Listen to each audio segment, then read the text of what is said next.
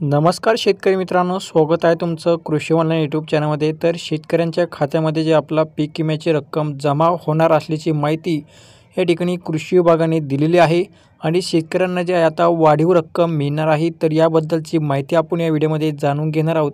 तर त्याआधी मित्रांनो, जे आहे चॅनल सबस्क्राईब करून व्हिडिओला लाईक नक्की करा। तर पीक विमा भरपाईची रक्कम वाढवून 3,175 कोटी रुपयावर शेतकऱ्यांच्या खात्यामध्ये जे आपला 1,473 कोटी रुपये जमा करण्यात आलेले आहे आणि आता ही रक्कम 3,175 कोटी रुपये वाढवण्यात आलेली आहे। शेतकऱ्यांना पहिल्या टप्प्यामध्ये 3,175 कोटी रुपयाची भरपाई मिळणार आहे व स्थानिक नैसर्गिक आपत्ती आणि हंगामातील प्रतिकूल परिस्थिती या दोन ट्रिगर अंतर्गत ही भरपाई मिळणार आहे। त्यापैकी आतापर्यंत 1,473 कोटी रुपये शेतकऱ्यांच्या खात्यामध्ये जमा करण्यात आलेले आहे। तर उर्वरित भरपाई जी आहे शेतकऱ्यांना आठवड्याभरामध्ये जमा करण्यात येईल, अशी माहिती जी आहे कृषी विभागाने सांगितलेली आहे।